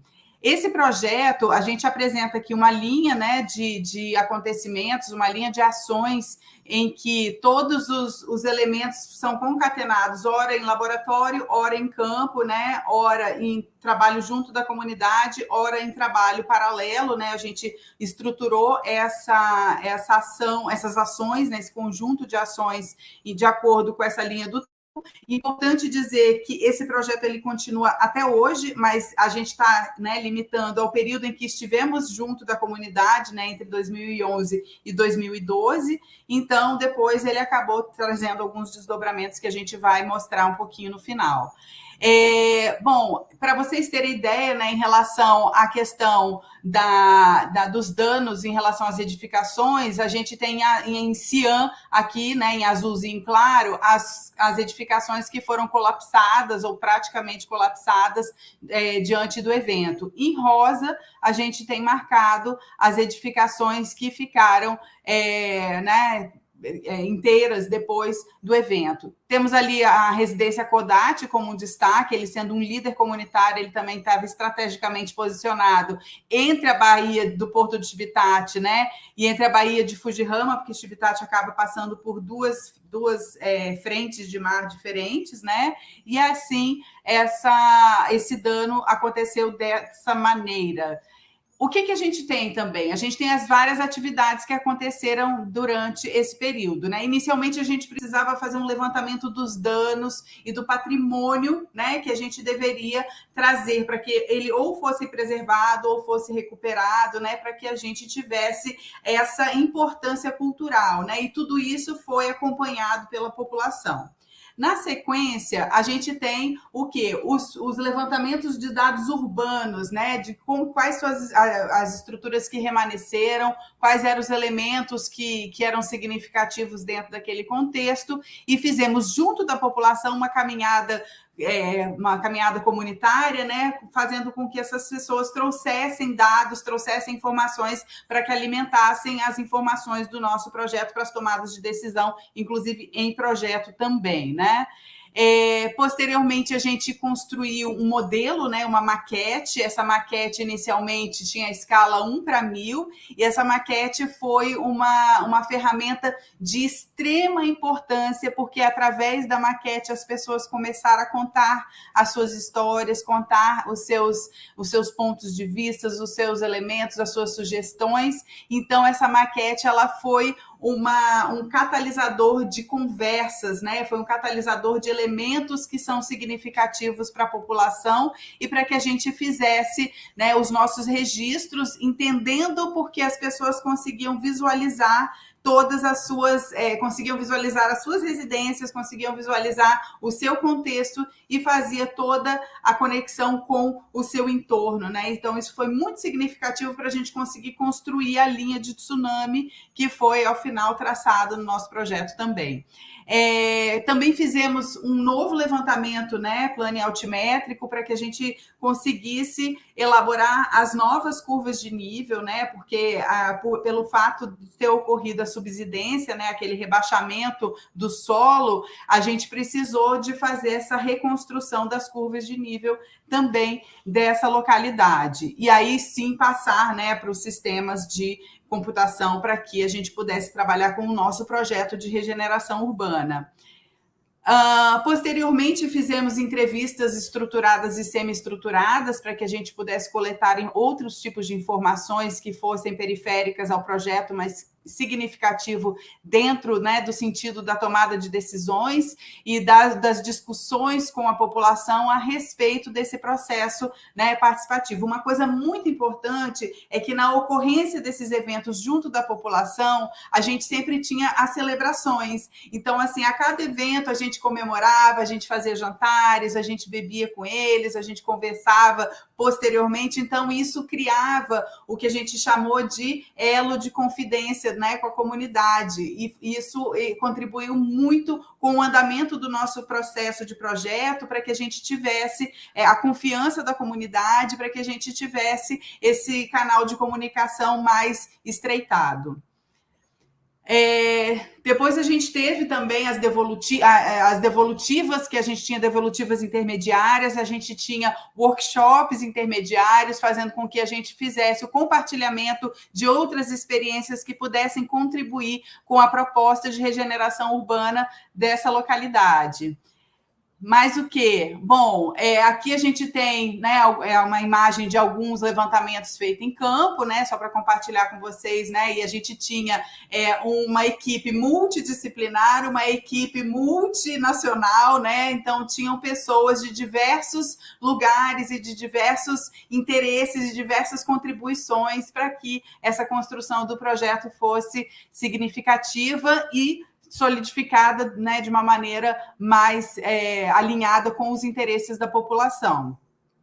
Aqui também tem outros levantamentos com base cartográfica, né, fazendo com que a gente fizesse o apontamento dos diversos elementos que são de interesse da comunidade ou estratégicos para a proposta de regeneração urbana. Temos aqui também, né, essas ações junto com a comunidade. A gente estava super conhecido já numa comunidade tão pequena, né? Toda vez que a gente ia lá, a gente causava o maior rebuliço, e isso era sempre muito legal, porque a comunidade vinha até a gente, né? Então, isso contribuía muito com o sucesso do projeto. E as celebrações, que elas são importantíssimas dentro desse processo. A gente sempre estava celebrando junto da comunidade, a gente sempre estava compartilhando momentos mais suaves, inclusive porque a gente estava tratando de um pós-desastre, né? De uma comunidade que sofreu um trauma. Então, a gente suavizava sempre com o acontecimento desses eventos aí, posteriores ou intermediários às nossas oficinas, né? E a sorte era esse espaço, né, Ivana? Sim, esse espaço a gente teve sorte que ele também não foi destruído. Ele originalmente era um centro de recreativo para idosos, que não é a mesma coisa que um asilo. No Japão ele tem outra conotação, outra função, e acabou se tornando um centro comunitário, né? E o local para os nossos workshops, porque a gente precisava de um espaço para trazer nossos computadores, as nossas maquetes. Então, a gente teve muita sorte que esse espaço, esse grande galpão, ele foi preservado.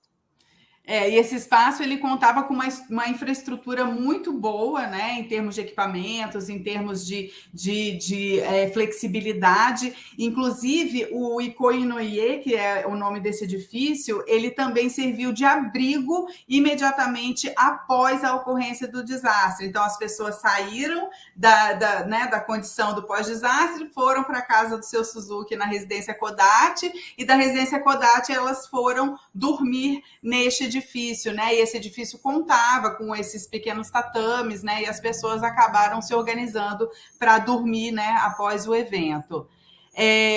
Bom, e aqui a gente foi fazendo a devolutiva do nosso projeto, né? Então a gente tem aqui à direita a professora Kaori, né? Depois estou eu ali do lado da professora Kaori. Aquele é o Yuya, Maria.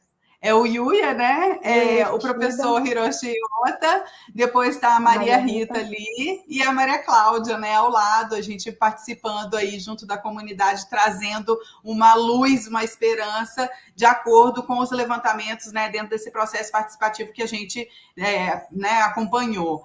E aqui a comunidade recebendo o projeto, discutindo, inclusive, assim, é importante dizer que os projetos, eles nunca são rígidos, né? Então, eles trazem muito a cara da comunidade e alguns cenários para o futuro. A primeira proposta veio da reconstrução e o redesenho das rotas de fuga, né? Então, essas rotas de fuga que foram o gargalo, elas foram prioritárias nessa definição desse futuro dessa comunidade, e, posteriormente, nós elaboramos cenários, né, possíveis. Então, assim, é um cenário possível de futuro da reconstrução, né, liberando a parte mais imediata ali no entorno da orla, né, para que as pessoas não retornassem e que ali acontecessem edifícios públicos de interesse da comunidade na parte inferior, né, que a gente chamou de parque urbano. E aqui, dentro dessa outra configuração, também um outro cenário que a gente propõe para que o futuro pudesse ser visualizado, pudesse ser reconstruído. E aí, o que aconteceu, né, dentro desses desdobramentos? A gente tem Chibitat em 2011 aqui na primeira imagem, né? Nessa primeira imagem a gente mostra todos os escombros, inclusive dentro da ferradura, né? Porque a onda acabou lavando essas construções e trazendo para dentro da Baía de Chibitat. E na imagem de 2020, o que a gente tem é o quê? Essa reconstrução desse muro, né, dessa barreira de tsunami, que inicialmente ela tinha sido muito polêmica, ela continua polêmica, né, em relação à construção, porque é uma comunidade que tem uma relação direta com o mar, né, e aí a gente tem essa construção dessa barreira que ela foi renegociada, ela baixou 2 metros em relação ao seu tamanho original, né, a altura original, e ela acabou sendo afastada porque os pescadores precisavam de espaços para estender as suas redes para secagem. Então, eles ganharam esse espaço dentro das negociações. Eles conseguiram o que eles queriam totalmente? Não, mas dentro dessas propostas e discussões e debates, eles tiveram o quê? O empoderamento para que elas pudessem garantir elementos que pudessem subsidiar, né, o futuro da comunidade. Na verdade, essa parede de tsunami ela é polêmica porque originalmente ela não existia. Mas em vários locais do Japão ela existia, em várias cidades, só que ela foi colapsada pelo tsunami, em várias localidades ela foi destruída. Então as pessoas perguntavam, por que construir uma parede que a gente sabe que o tsunami vai destruir? Então, e muitas comunidades tinham a falsa segurança, vamos dizer, uma sensação de segurança, depositavam toda a segurança na parede de tsunami. E aí o que foi interessante a gente discutir isso com a população para eles entenderem que não é só a parede que vai garantir a segurança, tem outros elementos que a comunidade pode desenvolver, como rotas de evacuação mais eficientes, como sistema de alerta. A própria parede, ela é uma barreira visual, então em alguns casos você não vê o que está acontecendo no mar, então isso também pode ser um problema na hora da evacuação, da fuga. Então, tudo isso foi muito discutido. No final das contas, o governo de Miyagi, ele estava quase que irredutível, ele queria fazer essa barreira, mas pelo menos os moradores conseguiram encontrar um equilíbrio entre colocar e inserir a barreira, mas que não tivesse impacto tão grande na paisagem nem na atividade pesqueira. E essa barreira de tsunami, ela também acaba modificando o microclima local, né? Porque a incidência dos ventos acontecia de uma maneira e com a barreira ela passou a não funcionar da mesma forma. E aí a gente tem uma imagem que foi enviada este ano, né, pela professora Kaori, que ainda estava em contato. Nós fizemos uma reunião, né, utilizando o Zoom, junto com o Sr. Suzuki, junto com a Kaori Sensei. Por causa do livro. Por causa do livro, né? Então a gente agradece, inclusive, a oportunidade de se reconectar um pouco à população e aos professores, né, que acompanharam essa pesquisa, e ela mostrou que ainda tudo está, né, em andamento. Então a gente desconstrói aquela imagem de que o Japão acontece um desastre e no outro dia já está tudo reconstruído. A gente está 10 anos depois do desastre e as ações ainda estão acontecendo, né? Então eu quero agradecer a todos e quero agradecer novamente ao convite, e aqui a gente encerra a nossa fala, tá? Fica o nosso contato, né, para qualquer desdobramento, e agradeço muito, né, toda a participação de vocês. Obrigada. Professora Ivana e professora Maria Cláudia, sempre muito bom ouvi-las. Aos nossos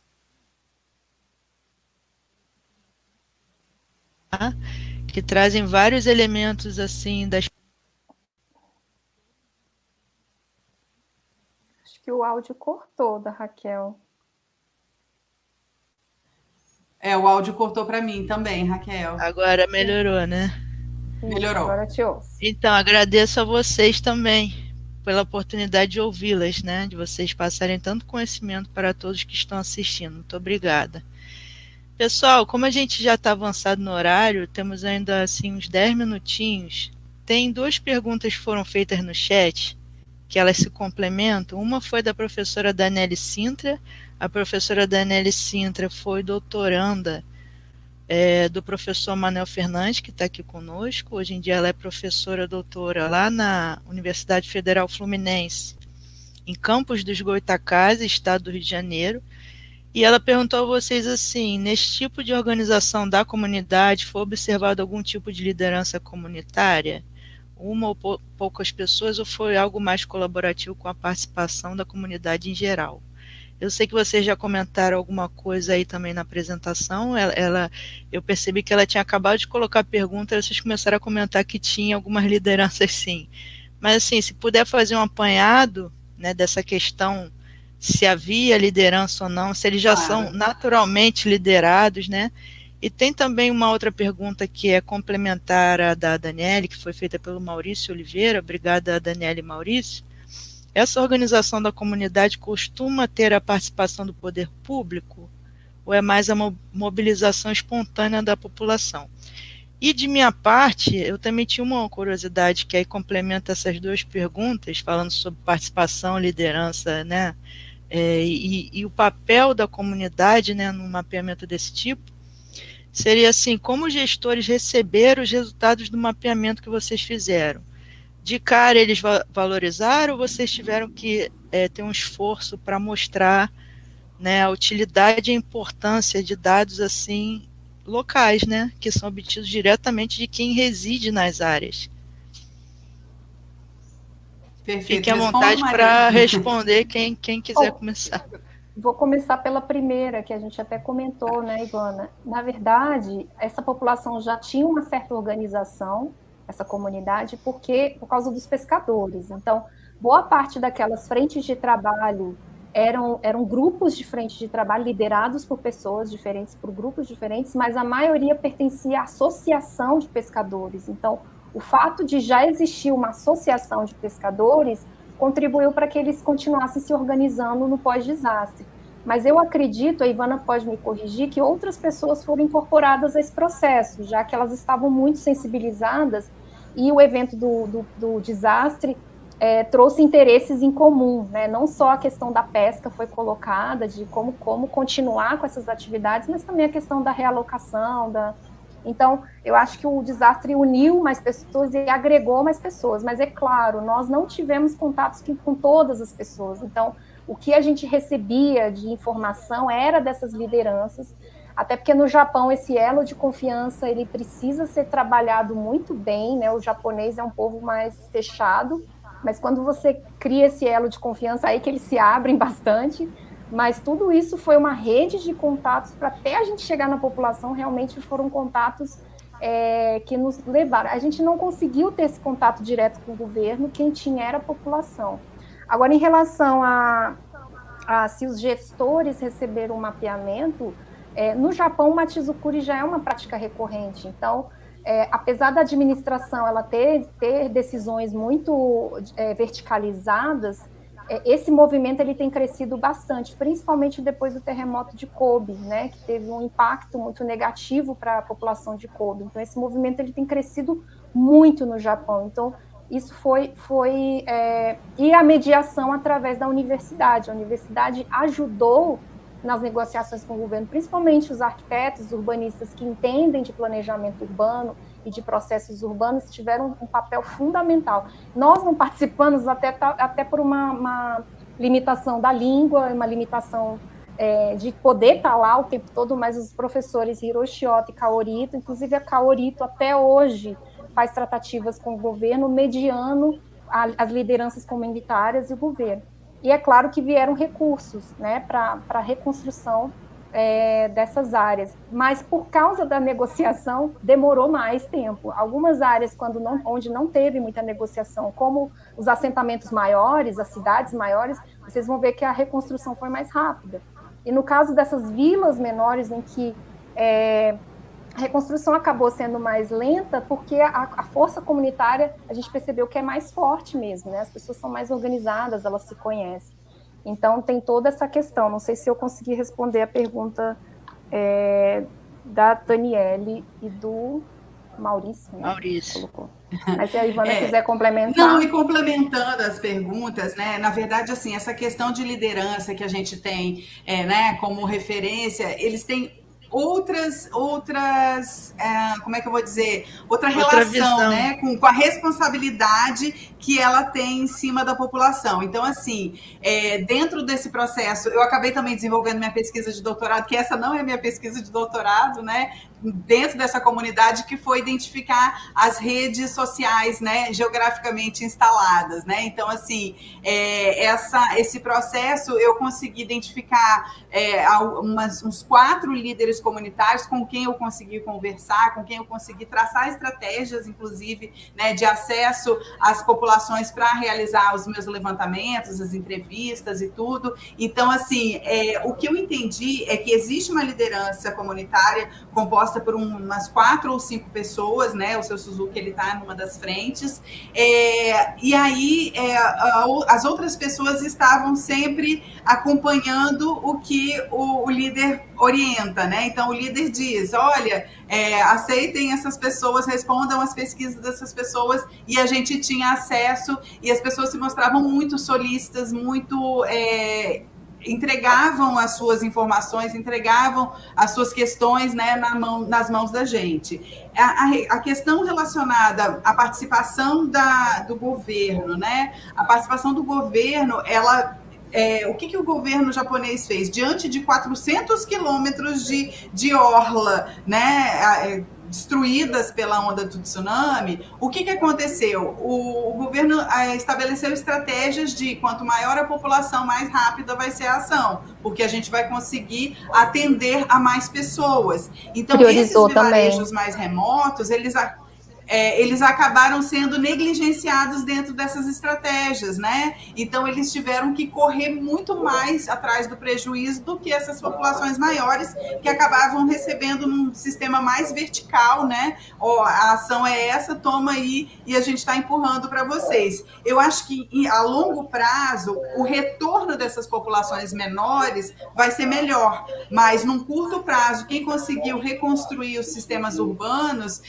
foram as populações maiores. A própria cidade de Quecenuma, o foco principal da cidade de Quecenuma, ela acabou trazendo essa visão. A gente via as coisas acontecendo, né, mais rápido do que em Chibitate. Mas, no nosso projeto, a gente foi fazendo algumas intermediações. A gente visitou eu não sei se a Maria estava nessa ocasião, né? A gente visitou o Centro de Gestão de Riscos de Desastres local, para conseguir cobrar das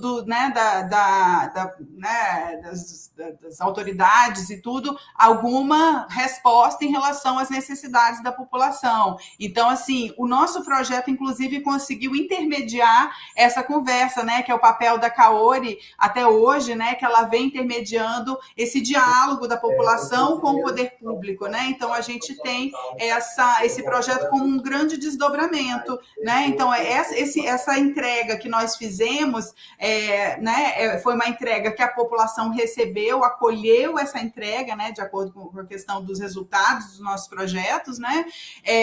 Mas ele não foi completamente executado, porque depois ele ainda foi renegociado, né? Então, assim, no primeiro ano a proposta foi aquela, a gente colocou aqueles cenários, a gente trouxe essa resposta, a população acolheu, mas foi uma ferramenta de debate, uma ferramenta de discussão, uma ferramenta de possibilidades que essa população pudesse ter em relação ao futuro delas, né? Então, a gente tem essa visão que se coloca como a semente que a gente planta, né? E a população, ela tem autonomia, ela tem, né, essa liberdade de conseguir conquistar as coisas de acordo com as oportunidades e também lidando com as barreiras, né? O próprio poder público se estabeleceu como uma barreira dentro desse processo. A gente sabe que não é simples, chegar, toma um papel, agora faz. Não é assim, né? A gente está lidando com pessoas, a gente tem que entender, principalmente, que quando a gente fala de cidades, a gente fala de pessoas.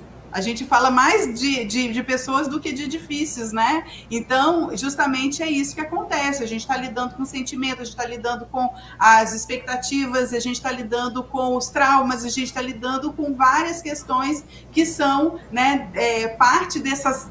Porque toda a ocupação urbana, ela é multilayer, é como um sistema de SIG, né? Que a gente tem lá várias camadas, a cidade é feita de várias camadas, a cidade é feita de várias dinâmicas. Então, a gente tem que entender que isso tudo foi se acoplando de acordo com a questão que fosse adequada. Então, eu não sei se eu cheguei a responder, né? Mas é isso que a gente tem para trazer, pelo menos no primeiro entendimento. Acho que respondeu sim. Fizeram até além do que foi perguntado. Deu para ter uma noção boa. Agora, me chamou a atenção também esse nível de confiança da população em relação aos líderes locais. Não necessariamente isso acontece aqui no Brasil. Às vezes a gente encontra lideranças locais que começam a se envolver com outros aspectos que não são interesse da comunidade, e acabou que essa relação entre líder comunitário e comunitário ficou meio fragilizada, eu acho, aqui no Brasil. Mas não são todas as situações, tá, gente? Tem muito líder comunitário aqui ainda que tem bastante confiança dos seus grupos. Eu agradeço novamente a professora Ivana, a professora Maria Cláudia. Infelizmente, a gente tem um horário para terminar. Peço desculpa pelo tempo. Ficar conversando. Seria muito bom se a gente pudesse passar, né, uma tarde conversando sobre essas coisas. Mas eu acho que tudo que vocês trouxeram aqui hoje foi muito enriquecedor para o debate, né? E deu para o pessoal ter uma noção. Desculpa. Pode falar, pode falar.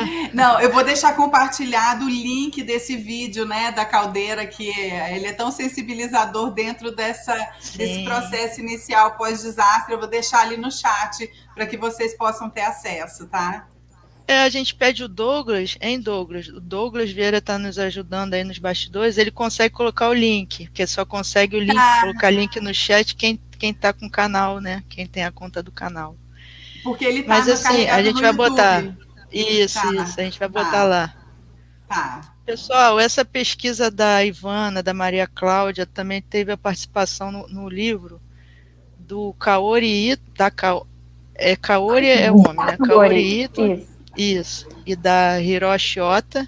Do Hiroshi Ota. Do Hiroshi Ota, desculpa, gente. E da Maria Rita Dionísio. É o capítulo 6 do livro, e eles contam toda essa história aí em detalhes, muitos gráficos, muitas figuras, e a gente vai ter acesso a isso tudo no dia 10 de dezembro, que é o dia do lançamento do livro. Para quem ainda está fielmente nos assistindo, até agora o final, passou aí a lista da presença no chat. Quem não acusou a presença, por favor, preencha o formulário. E também eu deixo avisado que daqui a pouco vai começar a atividade 2 do workshop, que no caso é a minha palestra. Eu vou mostrar os aspectos conceituais envolvidos nos mapeamentos participativos e colaborativos. Como a gente já comentou no início, tem diferença. Não é tudo a mesma coisa, não adianta só juntar um grupo, começar a mapear e chamar aquilo de participação, né? Tem uma série de aspectos envolvidos para que justamente o resultado desse mapeamento seja considerado válido, né, do ponto de vista científico e de outros pontos de vista, né, oficiais. Então fica o convite aí a todos para nos acompanharem daqui a pouquinho, às 16 horas, que eu vou fazer a minha explanação.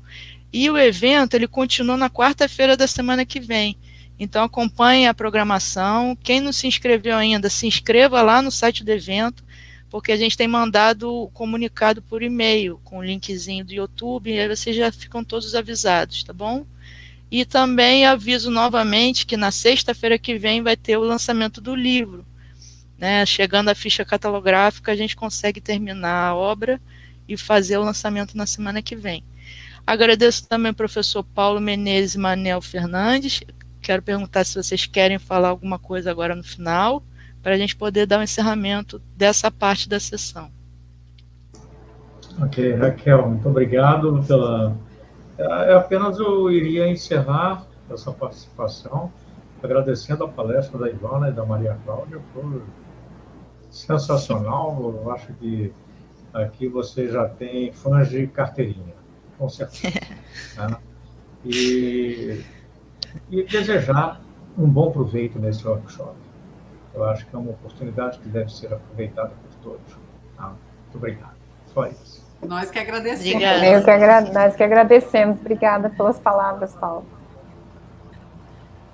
Manel, para encerrar? Rapidamente, eu já tinha tomado contato com esse trabalho lá no Papos Cartográficos. É algo assim... É um trabalhão, é um trabalho trabalhoso. E queria parabenizar vocês novamente pelo trabalho. Eu virei fã de carteirinha, assim como Menezes. E gostaria só de fechar parabenizando vocês duas pela apresentação e reforçando, né, que daqui a pouco a Raquel vai falar da parte 1 do livro, que são as questões conceituais. Eu me lembro da Raquel falando isso lá no laboratório, nem me lembro mais se ainda era presencial ou se foi só por algum encontro virtual, das discussões com outros colegas lá do laboratório, com a Tatiana, com a Sara, com outros, que participativo não necessariamente é colaborativo não é participativo, e por aí vai. E aí, assim, eu já vi o texto, estou curioso para ver essa apresentação. Parabéns, meninas. Obrigada, professor. Obrigada. Muito obrigada. Obrigada, Manuel. Obrigada, Paulo. Obrigada, Raquel. Posso só fazer um informe? Só um informe, pode, Raquel. Pode, eu e a Ivana, a gente vai também seguir os nossos estudos, para quem não conhece, no Núcleo de Estudos Asiáticos da UNB. A UNB tem esse núcleo. Então, quem estiver interessado em saber um pouco mais sobre os casos japoneses ou ou outros temas relacionados à Ásia, também estão convidados a conhecer o núcleo. Obrigada. Obrigada a você. Depois eu pego o endereçozinho e a gente coloca também para divulgar aqui no vídeo, tá? Parabéns, gente. Parabéns a todos. Pessoal, tem muito ainda por vir, tá? Continue nos acompanhando. Uma boa tarde e até daqui a pouco. Obrigada, gente. Até a próxima. Um abraço.